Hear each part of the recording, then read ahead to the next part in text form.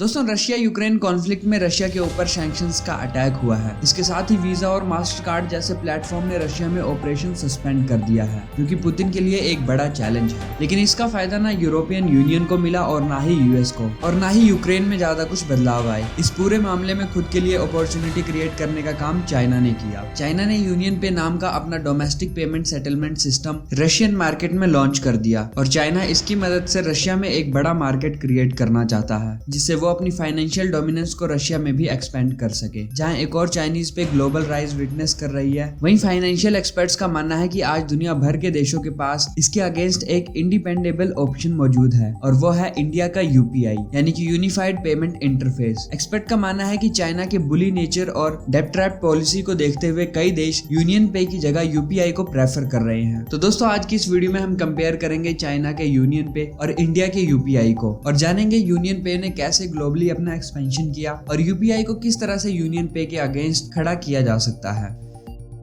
दोस्तों, 2002 से पहले चाइना में इंटरबैंक ट्रांजैक्शंस क्लियरेंस और सेटलमेंट एग्रीमेंट्स इस यूनिफाइड प्लेटफॉर्म के एब्सेंस में बैंक द्वारा निगोशिएट किए जाते थे। साथ ही किसी नेशन वाइड कार्ड के ना होने के कारण चाइना के सारे बैंक्स अलग अलग कार्ड इशू किया करते थे। एग्जाम्पल के तौर पे bank of China, the Great Wall card etcetera. वहीं industrial and commercial bank of China द्वारा पैनी कार्ड्स इशू किया जाता था। स्टेट रिस्ट्रिक्शंस के कारण मार्केट को रिस्ट्रिक्ट करते हुए वीजा और मास्टर कार्ड जैसे फॉरेन प्लेयर्स को भी चाइनीज मार्केट में एंट्री नहीं दी थी। इस गैप को फिल करने के लिए चाइना के सेंट्रल बैंक के अप्रूवल के बाद यूनियन पे को लॉन्च किया गया। यूनियन पे को सारे चाइनीज बैंक यूज करते हैं। इस यूनियन पे का काम बैंक और मर्चेंट्स के बीच पेमेंट सेटअप करना है। अपने लॉन्च होने के बाद ही यूनियन पे ने एक नेशन वाइड ट्रांजैक्शन क्लियरिंग और सेटलमेंट नेटवर्क की शुरुआत की, जिससे इंटरबैंक के अलावा क्रॉस रीजन ट्रांजैक्शन और cross border transaction single platform के अंदर कंडक्ट होने लगे। यूनियन पे ने ही चाइना में नॉन कैश पेमेंट की स्थापना की। जनवरी 2004 में यूनियन पे ने पहले ओवरसीज एक्सपेंशन करते हुए हांगकांग में point of scale system install किया। 2005 के बाद खुद को इंटरनेशनल लेवल पे पुश करते हुए यूनियन पे ने वर्ल्ड के दूसरे कई पेमेंट नेटवर्क के साथ एग्रीमेंट्स किए। इन नेटवर्क में यूएसए का डिस्कवर कार्ड, जापान का जेसीबी, साउथ कोरिया का बीएल कार्ड और रशिया का एमआईआर शामिल है। नवंबर 2007 तक यूएस, कनाडा, मैक्सिको और सेंट्रल अमेरिका में यूनियन पे को एक्सेप्ट किया जाने लगा। जहां अमेरिका में डिस्कवर कार्ड मौजूद था, वहीं मार्च 2010 में ऐसा ही एक एग्रीमेंट यूनियन पे और पेपाल के बीच साइन हुआ, जिसने चाइनीज कार्ड की एक्सेप्टेंस को और बूस्ट किया। देखते ही देखते चाइना के यूनियन पे ने जनवरी 2015 में 150 से ज्यादा कंट्रीज में अपनी जगह बना ली, जिसमें 400 से ज्यादा डोमेस्टिक और इंटरनेशनल पार्टनर्स मौजूद थे। इसी तरह से यूनियन पे ने अपना स्थान देखते ही देखते बहुत ऊंचे लेवल पर कर लिया और कई इंटरनेशनल पेमेंट्स कार्ड को पीछे छोड़ दिया। नवंबर 2017 तक यूएस के लगभग 80% मर्चेंट्स यूनियन पे को एक्सेप्ट करने लग गए थे। सिमिलर स्टोरी कनाडा में भी देखी गई, जहां 2,80,000 से ज्यादा मर्चेंट्स और 90% एटीएम्स यूनियन पे एक्सेप्ट करने लग गए थे। लेकिन दोस्तों, कार्ड्स पेमेंट सब बीते हुए कल की बात बन चुकी है। लास्ट 5 इयर्स में और स्पेशली कोरोना वायरस पैंडेमिक के कारण सोशल डिस्टेंसिंग के नए कल्चर ने कार्ड बेस्ड ट्रांजैक्शन को क्यूआर कोड से रिप्लेस कर दिया है। इसी कारण से हम अलीपे और वीचैट पे जैसे पेमेंट का राइज देख सकते हैं। यूनियन पे ने इस ग्लोबल डिमांड्स को देखते हुए क्विक पास और यूनियन पे क्यूआर पेमेंट जैसी सर्विसेज का बढ़ावा दिया। यूनियन पे ऐप लॉन्च के बाद चाइना ने अपने देश के अंदर और बाहर देश में अपने कस्टमर्स को इजियर पेमेंट सर्विस प्रोवाइड की है। इसी तरह से यूनियन पे के इस बदलते दौर में हम खुद को भी